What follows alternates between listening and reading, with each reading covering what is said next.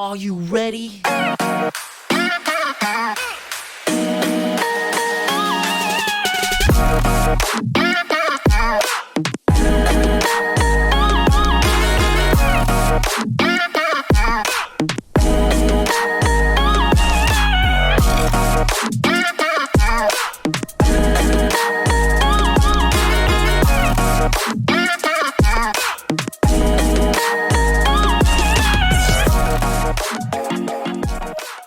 Now please welcome the hosts of Dual Wield Wednesday, Vegeta Almighty and Jin Drax. Take it away, guys.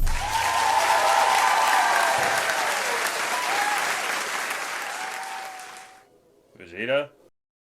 Where the hell is this guy? Alright, screw it. I'm leaving. Wait, don't go anywhere. 1 second. Is that smoke? Wrestling has more than one royal family.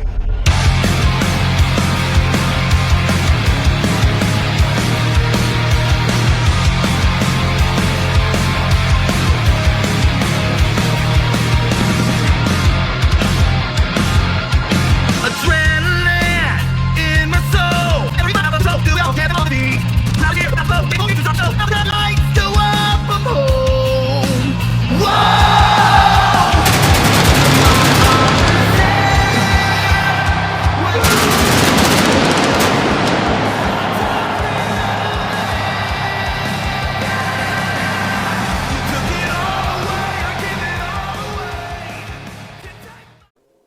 You're an idiot. Greetings, my loyal subjects. It is I, the Prince of All Saiyans, Vegeta Almighty, back with another episode of Dual Wield Wednesdays. I've been stupid and forgot to unmute my mic the first time trying this, but as always, to remind me of my stupidity, here's Jin Drax. Say hello to the nice people at home. Heyo! So, we have a wonderful show lined up for you today.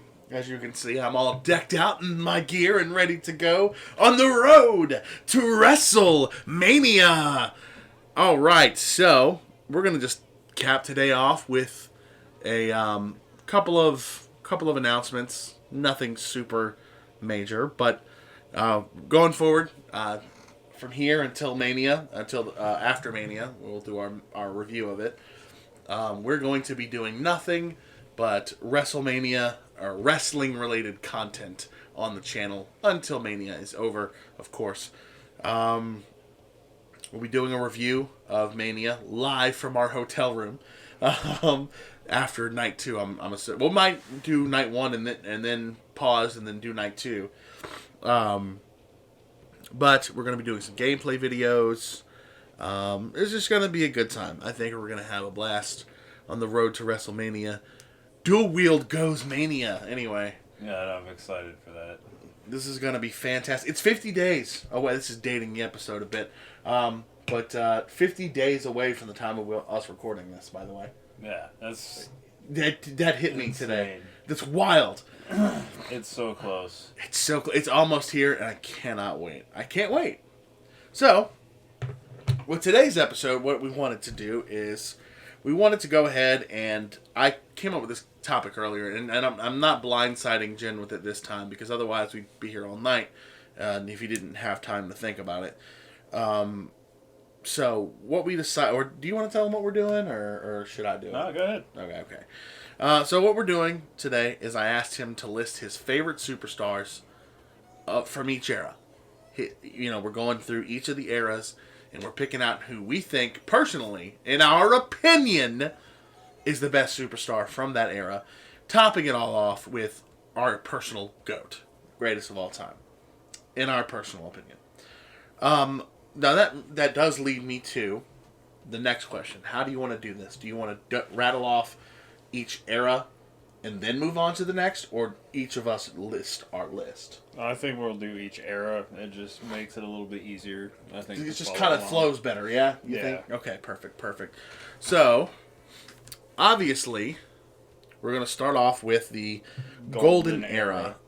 Basically from the beginning of WWE, WWF, rather, and up until WrestleMania 8. It ended at WrestleMania 8.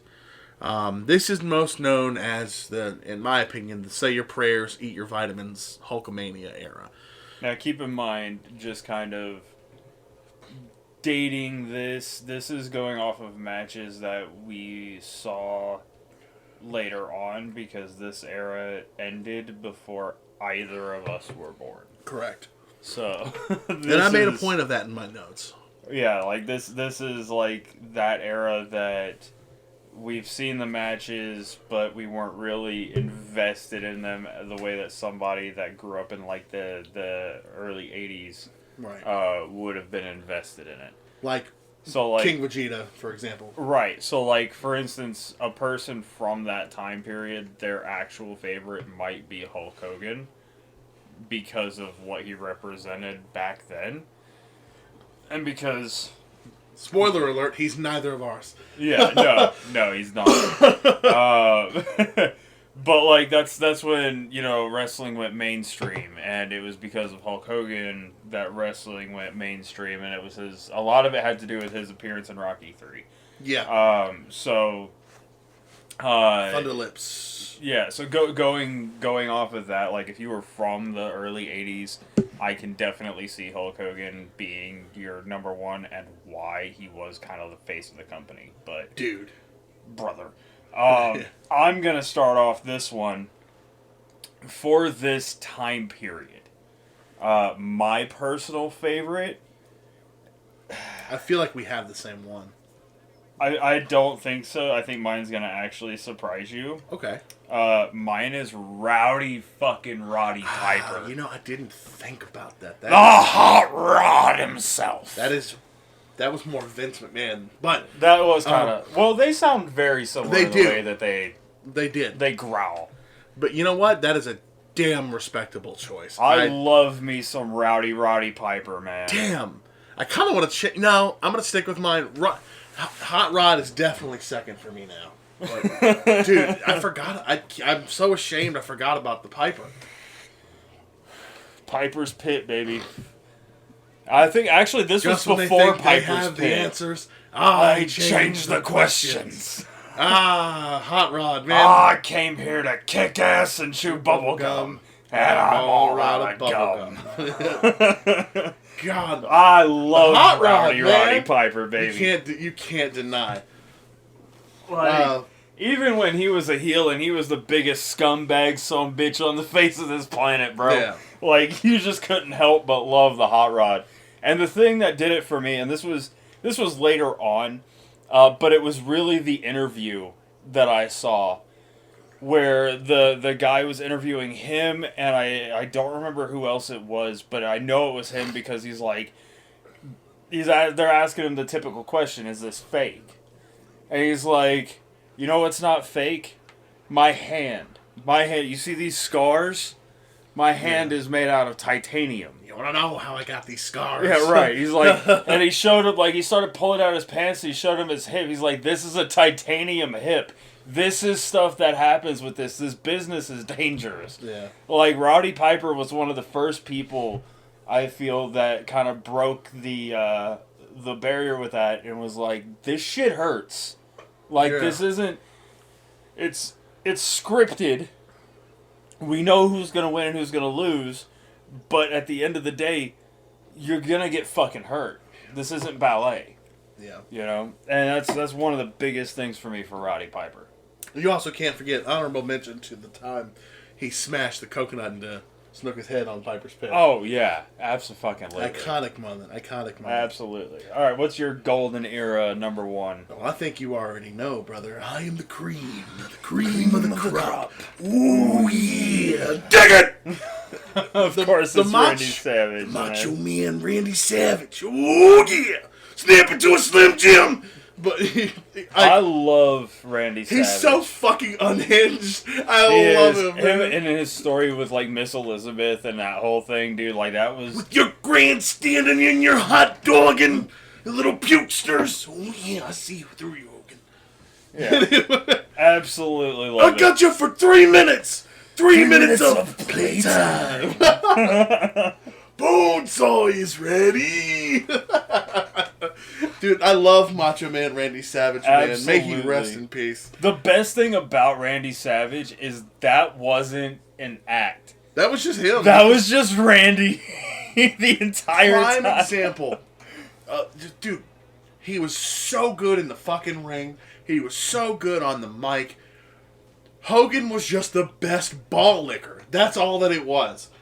This is exactly... Macho Man Randy Savage is the reason I say there is only one Terry Bollea, yes, but there could have been so many more Hulk Hogans. True. And Randy honestly, Savage could have been the Hogan. Honestly, if it weren't for a whole lot of like backstage shit with him and Elizabeth, and his focus had been more towards the business and less towards his relationship with her, the real life shit, as you can see in, I believe it's Dark Side of the Ring,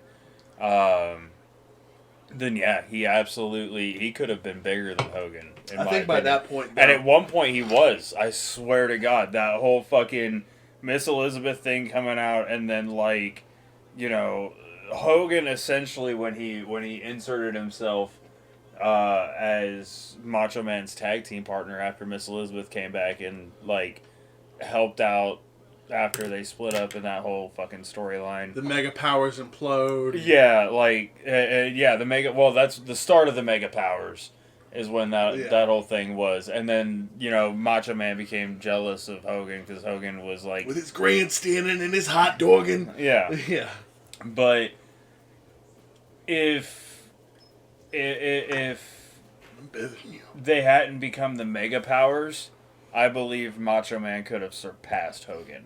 And I think that's why Hogan teamed himself with Macho Man. Because he knew. Because he knew he could drive him nuts in real life with Elizabeth and continue fucking moving forward. Well, because that's the kind of person, to me, that Terry fucking Bollea is. Well, we're friends, brother, but you already know what I do to my friends' wives, brother. Shout out to Bubba the Love Sponge, dude. Anyway, Moving on from this, because we can go all fucking night on the Golden Era. On balance, off balance, it doesn't matter. Anyway, but so next is the new generation era. Yep, which obviously it picked up right after the end of the last one and ended at Mania 13. Now, yep. Do you want to go first on this one? I'm gonna let you go first on this one since I went first on the last one. Perfect. So this one, another one that was kind of before our time as well. This one was more when I was a kid. I was too young to really remember much of this. Same. Like, I was about 5. I was almost 5. I was very young when this ended. But... I wasn't even born when it started yet. Yeah. But for me, I owe a lot of my experience with this era to one thing and one thing in particular. And that is the WWF WrestleMania arcade game, specifically the Genesis port. And because of that, that's how I was able to get back into a lot of the new era, the new generation era stuff. Because I remembered from when I was a kid, I loved playing this game, and I always played the same exact character. Can I make a guess? Yeah, go ahead. Hey, yo. Chico. Yeah, Razor Ramon. Razor Exactly. fucking Ramon, baby. Razor Ramon. And that is segueing off into another topic that, because this is just we're going strictly on WWE era stuff, WWE stuff. But fuck, man, Scott Hall. Like, I loved Scott Hall to death, and I followed him to WCW. He was the reason I ended up tuning into WCW. Actually, he's the only reason I ever tuned into Nitro, was because, Was because of Scott Hall. Scott Hall, man, yeah. Scott Hall and ding ding ding ding ding ding. The Wolfpack, baby. Hell yeah. I had. This is just a quick segue. Exactly. Quick segue, then I'll move on. I had a WCW Monday Nitro ring toy set. I did too. Complete with a ramp that if you plugged in the characters, it it came with Scott Hall and Kevin Nash, I think. I remember that. And toy. if you put it up and you start sliding the thing to the entrance down the ring, and while you do it, it'll go ding, ding, ding, ding, ding, ding. It'll play the Wolfpack theme, and I'm like, ah! That was so damn cool, man. So, fun fact, I had wax wrestling figures. I had, which one? I had the Each Vitamins Hogan. I had Surfer Sting. Oh, wow. I had Big Van Vader. I had the Giant before he was known as the Big Show. Or Paul White, for that matter. Yeah. I also had the Nasty Boys. Ugh. I had Alex Wright. Ew. I had NWO Macho Man. Ooh, yeah. Fucking, who else did I have? I had a couple more. I don't remember. I had Ric Flair. I know that. Purple shorts Ric Flair. Woo! Yeah. But I think I had a couple others. I just don't remember them off the top of my head. But I used to play with them all the time. Like, fucking, I'd sit on my knees at my grandma's recliner, and I would use her recliner. Like, the way that it was set up, I would use the 3 sides as, like, ropes. Yeah. And then that was the That's thing, funny. and then I'd use these, like, the edges Yeah. as the turnbuckles and shit. Yeah. It was pretty great. Did you ever have one of the Thumb War rings? Yes. The ones with the little, like, double-handed Yep. I had that one as well. ones? Yeah. I had the red and the black. I had both of them. It was great. And then I had, what else? Oh, dude, I had the fucking stretchy things of them, too. Yeah. Like, the Stone Cold stretchy and It's all weird. that shit. You know, I didn't have a whole lot of Fed or E toys. Although I did have a, it was like an alarm kind of thing.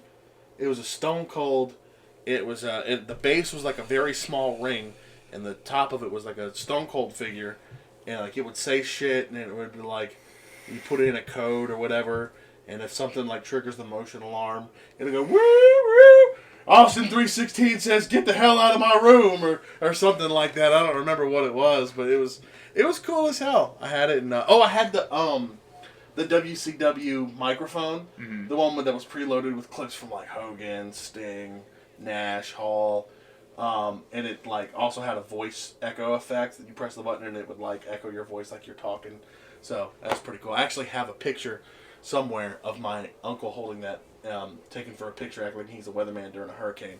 Getting way off topic. That's But, dope. your new generation guy. My new generation guy. I'm gonna let you guess first. Oh, that's tough. So we don't really talk about the new gen all that much outside of, me talking about fucking Razor Ramon. I want to say you're either a Brett or Sean guy. You are correct. I'm a Shawn guy. I thought I was leaning towards Sean more than Brett. I have always been a Shawn Michaels guy. Oh, I knew that because we've talked about how we both think that Brett was too full of himself. He really is. Like, don't get me wrong. On the Montreal Screwjob, I understand Brett's position. But at the same time, business is fucking business. Your contract was up. It was just shitty timing. And I don't give a fuck if you're from Canada or not. You work in the U.S. You drop the fucking title where you're told to drop the title. My thing that is your job. I don't care if you work in Canada. If you're told, look, you're still under contract for tonight. If that doesn't work for you, we can find another way to get it off you. And that's what happened. And you know what? At the end of the day, Brett can be as mad as he wants. But Brett suffers from the same thing that Punk suffers from. He believes his own hype too much. He believes his own kayfabe hype too much. And that's the thing. And I 100% agree with Vince McMahon on this. Was Brett, it shitty?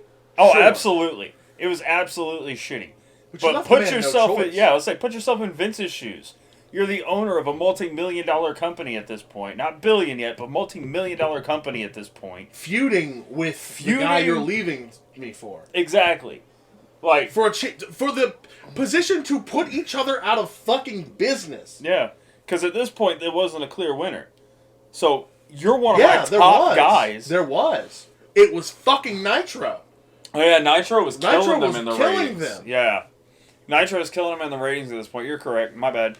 Nitro's killing him in the ratings at this point, and then fucking you're leaving me to go to the company that's killing us right now, and you don't want to drop the title on the last night that you're fucking thing. And keep in mind, this is after that fucking, I don't remember her goddamn name, but after that Alundra Blaze. Yeah, Alundra Yeah. Blaze incident where she fucking took the WWF Women's Championship And and threw threw it it in the trash on Nitro. On Nitro, on live television. On live television.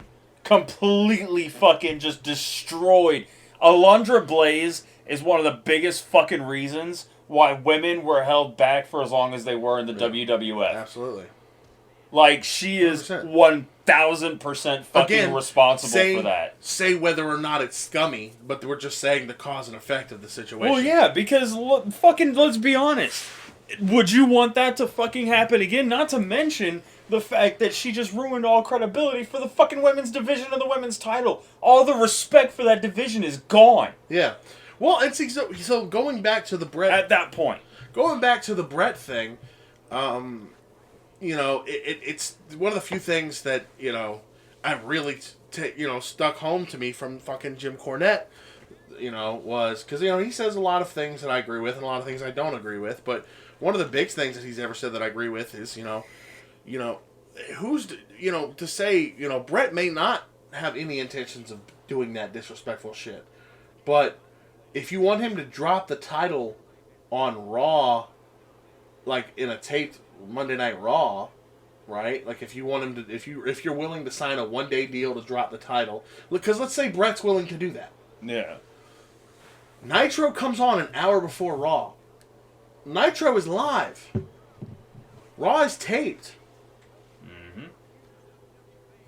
I don't care if Brett 100%, you know, signed a soul blood pact with Vince McMahon that said if he doesn't honor this, he will drop dead. It does not matter what Bret Hart does. He's already signed the dotted line for Turner. He's already signed with Bischoff. Bischoff will come out at the beginning of Monday Nitro and announce they have just secured the current WWF champion. Their top guy does not want to work there anymore, so why should you turn the channel over to the USA Network? Bischoff was the piece of shit that would do that. Didn't even have to be Brett pulling an Alundra Blaze and dropping the title in the trash. Oh yeah, fucking Bischoff would have. Bischoff 100% would have done just that. And fucking McMahon knows it. And that's what... He knew it. And Brett knew it, too. Yeah. Brett knew damn good and well what kind of piece of shit Eric Bischoff was. Whether he'll admit it or not. Whether he'll admit it or not, he knew Bischoff was willing to fucking, you know, punch below the belt. Because, again, Alundra Blaze. If he was willing to let that happen on his watch, he'll definitely make a fucking scene of the fact that they just signed Bret Hart. The Tony Schiavone incident.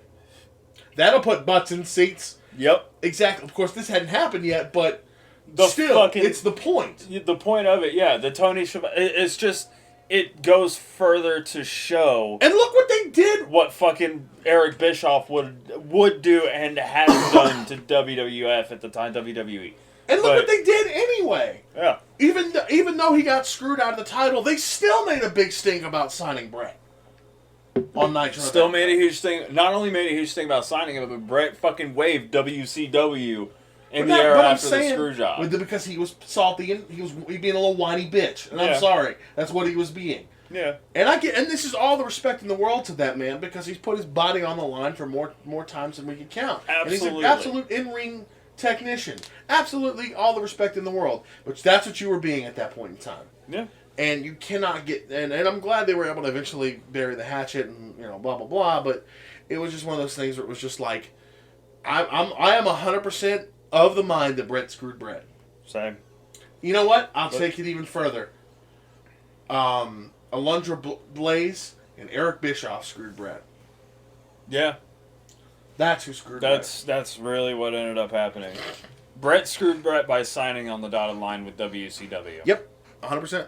Which I get, but... Yeah. You did it to yourself, not wanting to play ball. Anyway, moving on, we have the Attitude Era. Obviously, you know, that one's next, and that's, you know, we all know when the Attitude Era was. Ended after Mania 17, apparently. So, for Mania, the end of Mania 13 to Mania 17, we have the Attitude Era. Now, I will let you go first on this one because I went first on the last one. So go ahead and I'm pretty sure I know the answer to this, but go ahead. You know what? I'm going to let you guess because I don't think you know the answer to this. What? Nope. Really? Nope. That's gotta be Kane! Nope. Really? Mankind. Or Mick Foley. Nope. Really? Okay, I'm striked out. Who was your favorite from the Attitude Era? Are you ready? Okay, which... Doom, doom. Triple H? Just DX in general. You have to pick a superstar. Well, We no, didn't like agree to a the faction. whole fucking faction. We didn't agree to factions. We agreed Listen, to you individuals. You listen. It is right there. DX. Notable names. Yeah, DX is a stable. Okay, We're trying. If I had to pick one out of the faction, obviously I'm still going with HBK at this point. HBK wasn't. Well, I guess he was around for the Attitude Era for a little bit. Yeah, Yeah. that's true. But, Okay. I mean, if we're talking about Really? all around, throughout Attitude Era, yes, D-Generation X is my absolute favorite thing about the Attitude Era. But if we are talking about just one superstar in particular, this is a very difficult choice. There's really no wrong answer There really at this isn't point. a wrong answer. Which is why I don't understand why it was so hard for you to pick one. Because they're all so fucking good. Why is it that you failed the assignment successfully? Like, mission failed successfully. I don't understand that. How did you both fuck up and get this done so right at the same time? Because I'm awesome. Jesus Christ. It's not the word I would use. Yeah. I can't use the word I would Actually, use. you're going to be honestly surprised about who I liked the most in the Attitude Era. And a lot of it has to do with how funny he was. Because this is me as a kid. Like, when I was my grandparents, they were Steve Austin, Undertaker, The Rock, What? all those. Yeah, all the time. For me, Kurt Angle. That's respectable. I mean, that's a respectable answer. mean, I fucking love Kurt Angle. my dad hates Kurt Angle. I used to chant "You suck" so loud with his music, and it just the way that he ended up embracing it Yeah. and making it part of his whole fucking shtick. Milkomania! Yeah. And then fucking dude, Perk Angle. Oh, let's not get And started see on that, Kurt like, Angle. dude, to Perk. Perk Angle was a fucking menace, bro. But yes, I've watched the Kurt Angle documentary and everything. Such a Like, documentary. I love Kurt Angle. Yeah. I mean, So, that's one hell of a fucking specimen right there. I mean, Dude, that he won an ankle Olympic lock- gold medal with a broken freaking neck. Yeah. And that is not just a catchphrase. That is a fact. Oh, it's true. It's damn damn true. Oh my god. Did you hear about him almost signing with ECW? Yeah, You know yeah. what happened with that? No, I don't remember what happened with that. I just So know the that he one ended up going night to WWF. he came, Heyman had him out to scout, ECW, was the night that Raven crucified the Sandman. Kurt Angle, well-known devout Christian man, did not fucking enjoy that segment. I think you'll fucking love it. In ECW. But Jesus Christ. Yeah, no, I forgot all Heyman about didn't that. put on his thinking cap that night. No, he didn't. He had the one with the ponytail out the back. That's all he had. Alright, your turn. So, now this one may come as a surprise, given my proclivity for certain bleach blonde nightmares and stories in need of finishing. But The Rock was my favorite from the Attitude Era. I feel so mad. His mic skills were always top tier, and his ring work was, for lack of a better word, electrifying. I always enjoyed The Rock. But my name's Billy. It doesn't matter what your name is. Dude, the fact that he killed Billy Gunn's career Career? with one fucking Yeah. promo. God damn it. Which pissed me off because, you know, you were an DX. ass man. You were an ass man. I was an ass man. Though I will say, Honorable mentions go to two individuals. X-Pac, because fuck you. X-Pac is the fucking man. X-Pac was fucking legit. He deserves so much more than he got. And Ken Shamrock. Oh, dude, Ken Shamrock was a fantastic. fucking beast. Absolute beast. Ken Shamrock was that dude when his music hits, you knew he came out there to fight. Yeah. Like, Anybody and everybody. If I'm not enjoyed. mistaken, he was famous for being a stiff worker. Well, it's because he was already an MMA fighter. Yeah, like, he was just, he hit fucking hard, man. Yeah, he didn't get enough that you couldn't give the man one world title run. Right. The baddest man, the fucking The most dangerous man actual on the most planet. dangerous man on the planet. Ken Shamrock fucking rules. All right, let's move on. Let's see, Attitude Era ended in 2001. What was next? Ruthless Aggression, right? No. Yep, Ruthless Aggression was next, the night after Mania 17 to the night of the Benoit murder-suicide. Yeah. So, quick moment of silence for that. Also, fuck you, Chris. Anyway. Which pisses me off, because I was really thinking about this today, and what really fucking makes me angry is at this point in time, growing up watching this, he was my fucking favorite.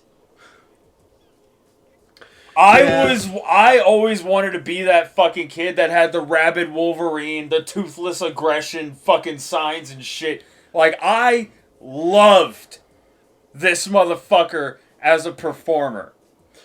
Yeah. I loved the tactician work, the rage. When you'd fucking see him finally have enough and his face went all fucking red and he would just start beating the shit out of people. It was beauty. And then he'd fucking crank and rip their fucking faces off. Like, the rabid Wolverine was amazing. And I'm pissed. I'm still mad to this day that this fucking happened.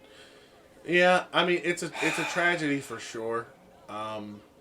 I honestly, and this is just more of a taste thing at this point, I never cared too much for Benoit. I mean, obviously as a kid, oh yay, cheer the baby face, you know, but like... Dude, even when he was heel. I never really liked Chris Benoit. He just didn't do it for me, man.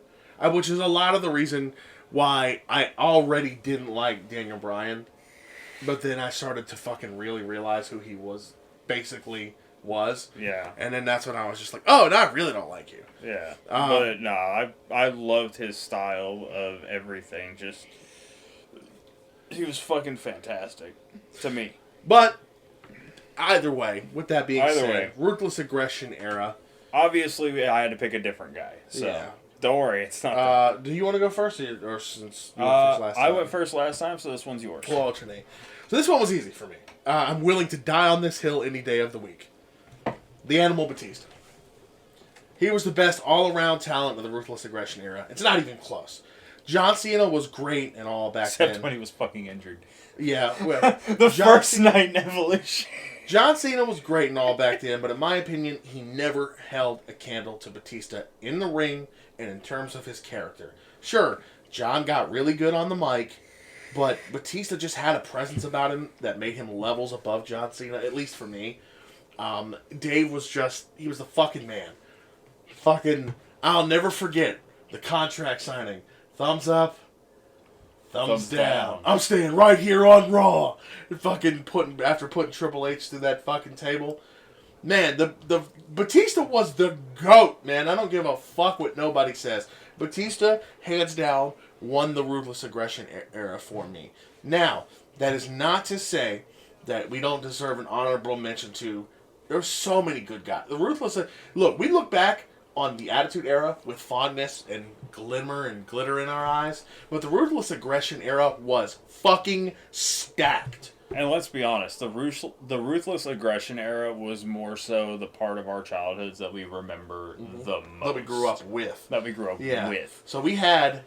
Look, you had John Cena start fresh out. Batista, a young Randy Orton. You had... Edge going into singles going competition. into a singles career. You had Shawn Michaels was back. Triple H was running around. All the running fucking the 2000 OVW guys. Yeah. All of them came up. Shelton Benjamin was putting on clinics. Oh, dude. You had fucking Brock Lesnar, as much as I don't like the guy.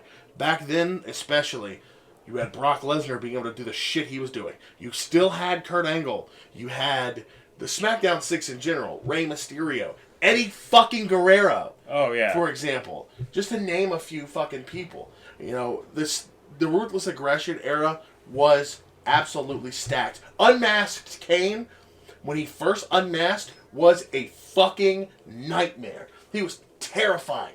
When they had him come out in the shackles, surrounded by guards, that was how they should have booked Kane forever. Yeah. They should have given him a title. And not until after so long when he was already stale in the PG era. Oh, my God. He should have had a world title run right then and there.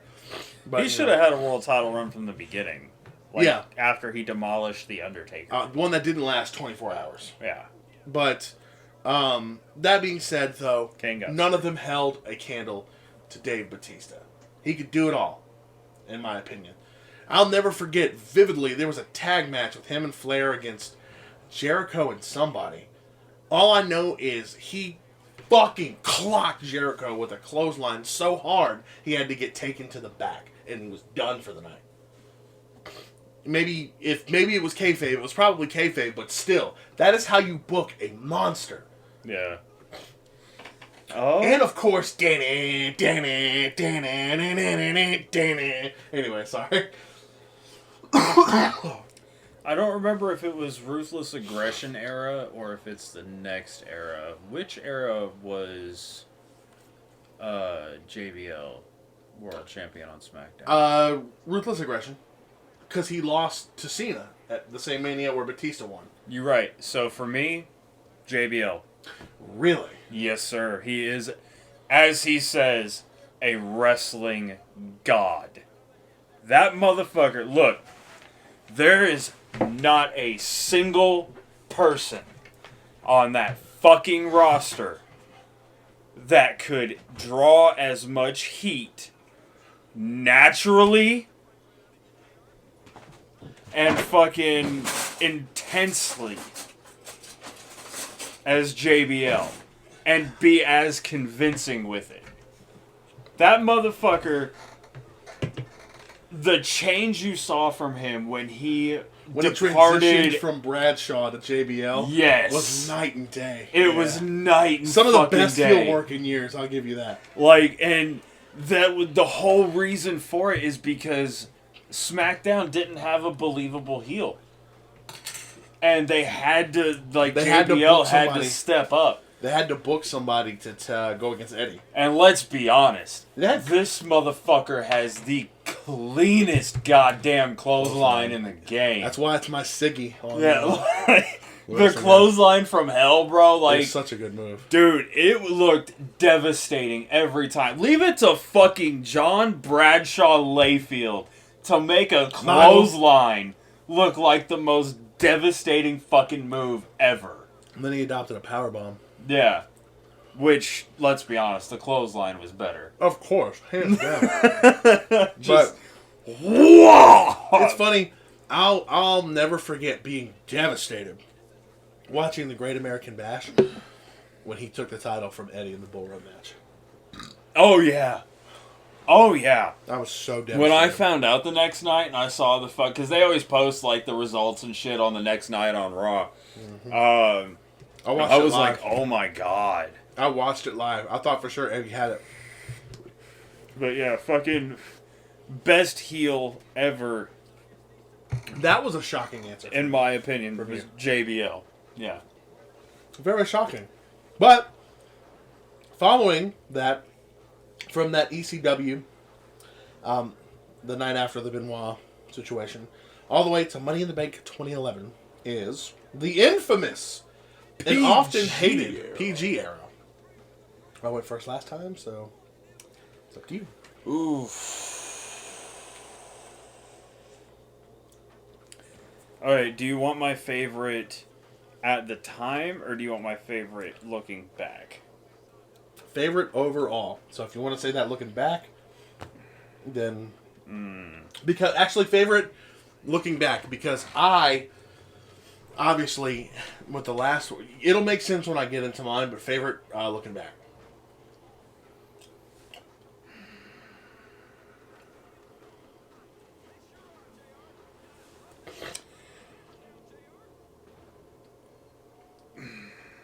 I have to say Randy. Randy Orton, huh? Randy Orton was a fucking menace throughout this time period. And honestly, 2007 to 2009-ish, Randy and Cena had some of the best fucking feuds and some of the best storylines ever. So I'm going to have to say Randy. This one was actually pretty difficult for me. That's who I ended up going with for my pick, was a runner-up in the previous era for me. Yeah? But this also, the era was pretty close with a few notable superstars. But I ultimately decided on Randy Orton. The reason I chose Randy here and not in the Ruthless Aggression era is simply because he didn't exactly win me over until the PG era. Don't get me wrong. For whatever reason, I was rooting for Randy to win his first world title against, and I wrote here, the child murderer. But after that, he kind of fizzled out. It's the punt PG kick. era Randy was insane. The punt kick was such a brilliant finisher, and he fucking just punt kick. won that era for me. It was tough, but there's a method to my madness. And dude, damn near bald Randy Orton was a fucking menace. Menace, dude. IED Randy Orton, it was just the GOAT. I don't care, bro. Hate him at the time or whatever. Oh my god. When he went into legend killer mode, Dude. and he started quote unquote retiring people with his fucking punt. Dude, the Oh. punt, the fucking The promos. yeah. Oh, I'm having a match with Cena. I have him down. I could punt him, but his dad's in the front row, so let me punt him instead. Oh, dude. And then that fucking, the promo package, I don't remember what the pay-per-view was, but it was their final showdown pay-per-view. And it was a promo package. That's the song Letters from the Sky by Civil Twilight. Yeah. And it's showing him kicking Cena's dad Yeah. and shit like that. That is one of the most well put together. That fucking promo made me fall in love with that band. Like, That's funny. that's one thing I've always loved about WWE is their music. Their hype packages are Their fantastic. hype packages are fantastic. Nobody does it like them. And then they'd use bands and artists that were really good for all of them, and it would make you fall in love with that band and make you want to listen to more of their music. So the bands were always happy to do that shit. Oh, yeah. And yeah, I miss back when they had really, like, they used real music for people's entrances. And I'm not saying that their producers now don't make real music. They don't. But let's be honest, there's some of them that are fantastic, and then there's some of them that are just like, this person deserves an actual thing. They You know? gathered up all the guys for the past 15, 20, however many years who was working on the SVR and the SmackDown and the 2K games, and all the guys who did those stock generic soundtrack entrances for the wrestlers, for the custom credit wrestlers, that, you know, all those super generic songs. They rounded up all those guys and said, make a song for Bobby Lashley. Like, that's what they did. I swear Super to generic. God. It's we have music at home. Is what their music is. But yeah, no. Randy Orton wins PG era by a mile. Absolutely. So now we move into what? The reality era. Which ended ended on Mania 30. So the way this one worked is PG era ended the night Punk walked out at Money in the Bank as champion. And so it starts with that Raw into Mania 30 is the reality era. Jen, please take it away. Did I go first last time? Yeah, I went first last time. This one's you. Oh, you did. Well, don't get too comfortable. Okay, I'll say it, and we'll move on. CM Punk, no diff, moving on. There was just nobody else. There really wasn't. Not that was really like... I mean, you had Orton still. I mean, You yeah. had Cena, but that was part of the fucking problem. Yeah, at You that had point. Dwayne kicking it around for a little bit, but... And then who else you have? That was just Wade so he Barrett. could fight with Cena. Wade Barrett, The Miz. Why? Sheamus, which again... I mean, you still had, like, Dean Ambrose, Daniel Bryan, which Great. I know you don't like Daniel Bryan. Great. Seth Rollins, Roman Great. Reigns. Great. Yeah. I don't like any of them now. Like, you had Sheamus and you had Cesaro and stuff like that, which, I mean, again, they're great hands, but for me it also was like they didn't get given enough to work with to matter. Yeah. Sheamus won that Shock World title from Cena and then kind of fizzled out as well.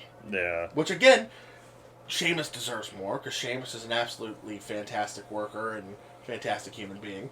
So, but anyway, CM Punk, there was just really no one else. Pipe Bomb, Cult of Personality, you know, he was going up against Super Cena. The best in the fucking world, it's clobbering time. There was no one else at that point. I'd have to say, yeah, my favorite at that time was probably CM Punk, too. Yeah. Like, it's just, it is what it is. And then he leaves the fucking company. They have to reset up and set up Daniel Bryan, and it's a whole thing. Yeah. But yeah, moving past the reality era, because nobody really cares. This one sucked, too. International era, Yep. right? Yep. I'm going to tell you right now I cheated for this one. Yeah? Yep. Go ahead. Ooh. International era ended at Mania 35, by the way. So, I'm going to cheat a little bit on this one, and I'm going to tell you why. I'm going to pick... I'm going to pick two superstars, and it's going to be one from main roster and one from NXT. Okay. You can do it as well if you know any of the ones from NXT, because I know you don't really fucking watch nor care about NXT. So I'm going to say for the international era main roster, Bray Wyatt.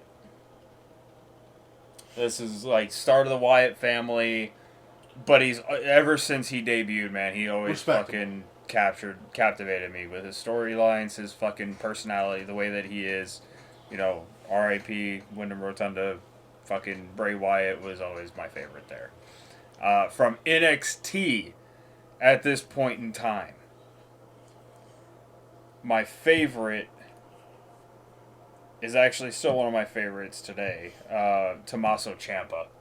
Okay. I fucking love Ciampa, and back in these days, Tommaso Ciampa came out with like a fucking mask, and his song was "You Will Not Survive," and he was just this fucking metal as fuck guy, and it's just, his finisher Fairy Tale ending too, glorious.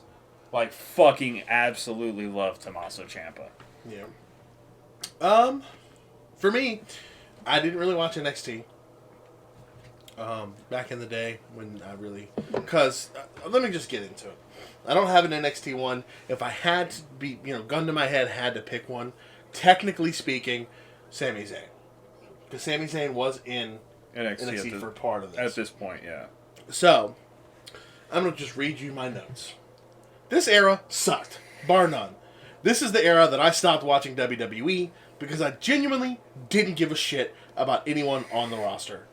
By default here, I have to give this era to AJ Lee. Solely because she was the best thing on WWE TV for a long time during that era. There was Sheamus doing his thing and Cesaro, so no disrespect to them. They just weren't given much to work with. And yeah, Randy was still around, but again, same thing with him. And the whole authority feud and Seth Rollins as the worst WWE champion since The Miz. I will die on that fucking hill. His Mania 31 onwards title reign was fucking awful. That whole era did nothing for me and is why I stopped watching wrestling for a very long time. And I say I'm cheating because AJ Lee left in 2015, which was like a year into this era. But by default, she was the best thing on TV, as far as I'm concerned. If it wasn't for her, we wouldn't have women's wrestling the way we do today. Hands down. They owe it all to AJ Lee. And I don't give a damn what you say. That woman could put on a fucking clinic in the ring. Oh, yeah. I mean, yeah, they owe a lot to AJ Lee. A lot of it's also owed to the Four Horsewomen. Of course. Like, there's been a lot of it. like I said, there's been a lot of repair to the women's division to where we God, actually it needed give it. a shit about now. But a lot of it was that fucking, I forgot her name again. Alondra Blaze. Alondra Blaze bullshit. But yeah. Fucking, let's see. So moving on from the international era. It's basically what I dubbed the modern era. Yeah, the modern From era. Mania, the night after, Raw after Mania 35 to current day. Alright, so capping it off, who is your current favorite WWE superstar? Whoa, intensifies. Gee, I don't know. Look at me right now. Who do you think my favorite superstar is? You are 100% correct. It is. Acknowledge me, Roman Reigns. Who the fuck do you think my favorite superstar is currently? The American Nightmare, Cody Rhodes. Yeah! Followed very closely up by LA Knight, of course. It's Knight for me, bro. He's fantastic. Like, man. I love He's me fucking some going LA places. Knight. You know what? This is what I want. Knight wins the Chamber, goes on to face Seth. Cody wins the title at Mania, he's moving to SmackDown. Knight wins the title at Mania, he's moving to Raw. Boom, you've got an even trade there. There you go. Fucking get... This man deserves a world title. Yeah! Yeah, let me talk to you. Now... Honestly, best fucking promo was Logan Paul. Oh, The one that he did against Logan Paul. Oh, the one he just... Oh, yeah. No, I'll tell you what, here's a map. If you follow this map, it'll show you where you can stick each and every one of those bottles of Prime. Yeah! He had a pretty good backstage interaction with Drew tonight. I didn't see it yet, so shut the It's fuck really up. good.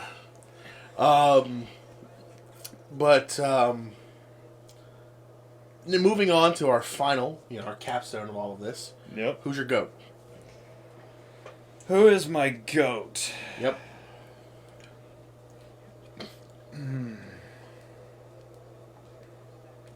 I'm gonna let you start off with that one, because I have to I mean, this one's easy. I mean, you already know who my GOAT is. remind me. He was in the Golden Era, the New Generation Era, the Attitude Era, the Ruthless Aggression Era, the PG Era, the Reality Era, and even a little bit of the International Era. The Phenom. The Undertaker.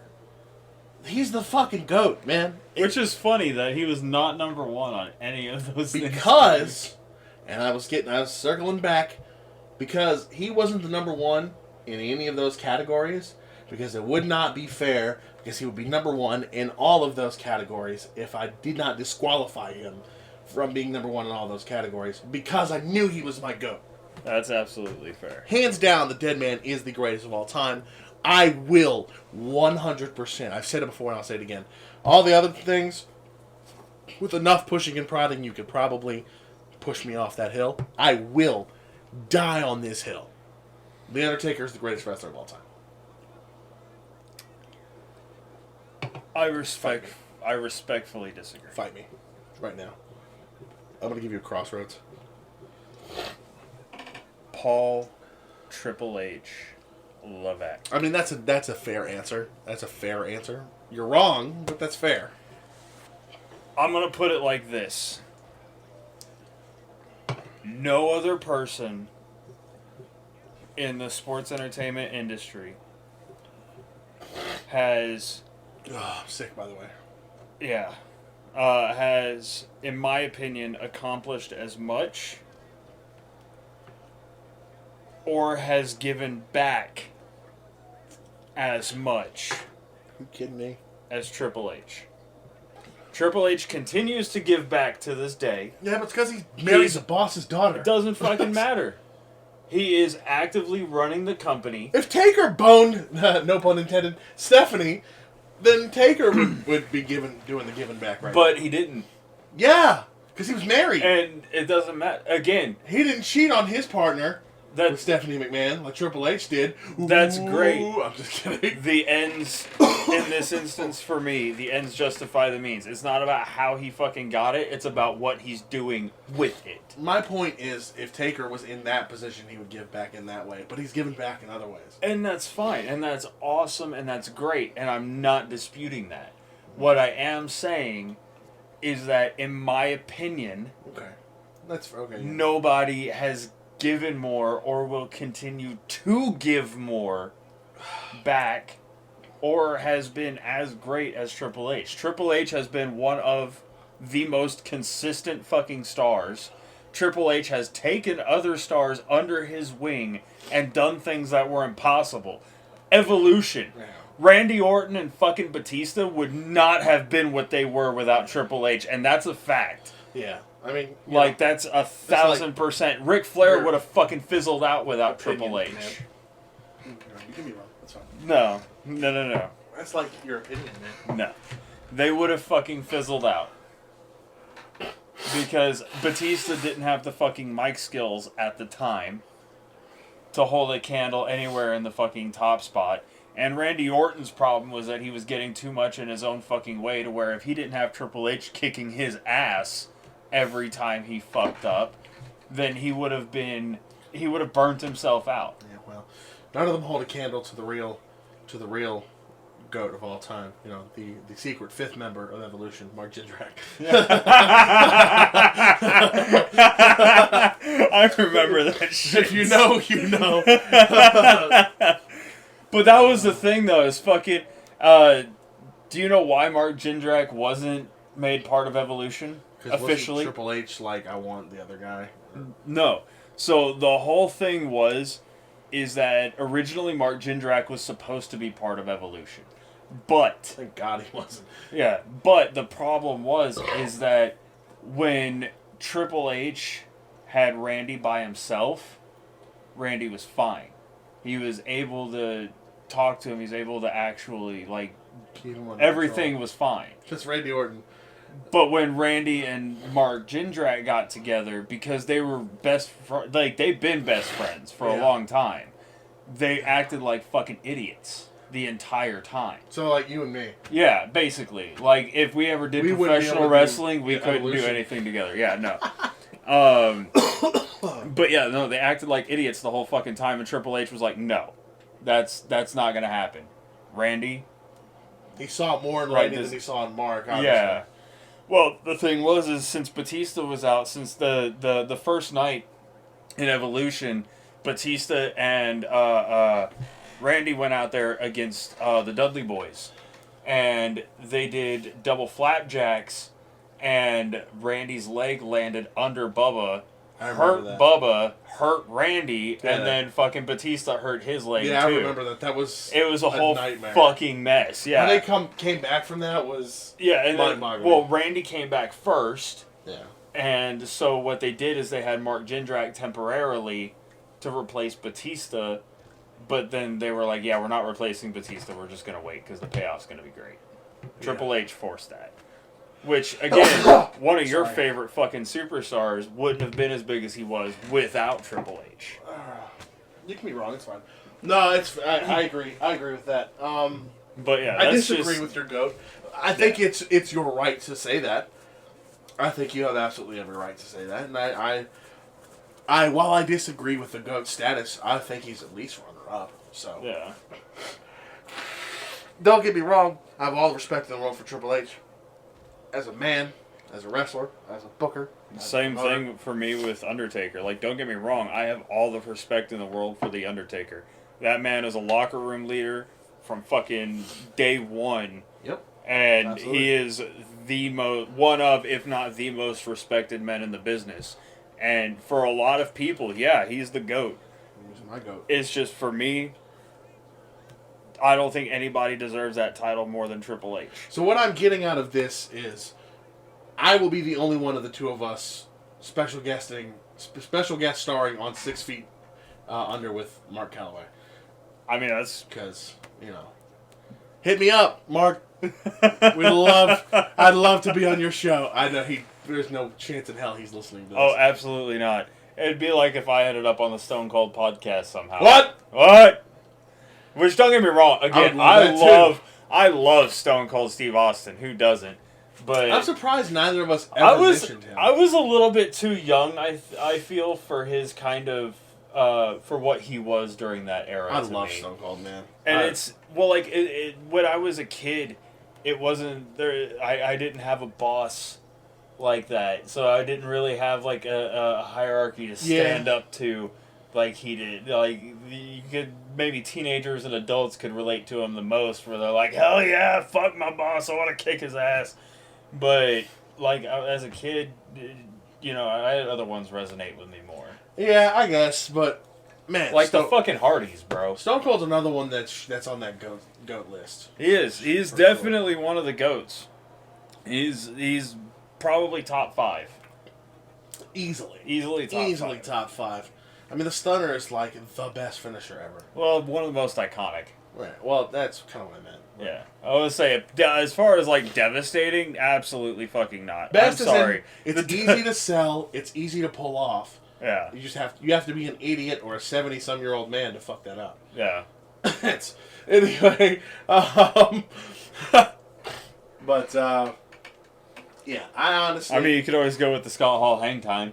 Dude, that's like my favorite stunner of all time. I swear to God.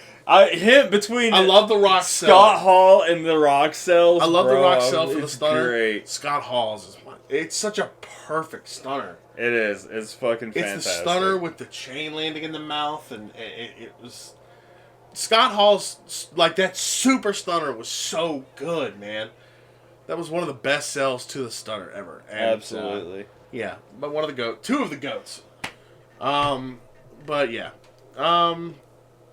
So this has been fun. I have enjoyed this. I have too. That was actually really good. I'm glad we got to see what our favorites were from each era and actually it was an think interesting about that. discussion.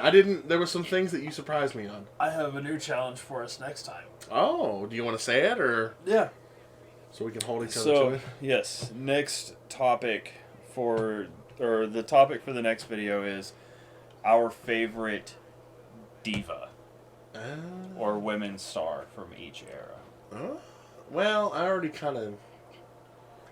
I mean, you could pick AJ Lee for the one. That's fine, but like we got to pick from the others. Okay. And then we're gonna the next one that we're gonna do after that.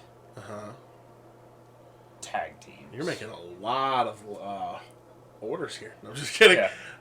That's tag perfectly teams. fine. That's perfectly fine with me. Because we've got to do tag teams and factions. Yeah, I was gonna say, and I'm glad that you spoke up because your ideas were actually better than the one that I had for next. I was gonna say we should show some love to the WCW guys, but at the same time, I don't really care about. I mean, we're doing Mania, so yeah. But with that being said, we're just gonna go ahead and end this one here, and we'll move on to the next video when whenever we get around to it. But say your catchphrase. Drink your water, don't be a dick, and have a nice day, guys. Yep, I'm blonde. Yeah. I'm blonde. Anyway.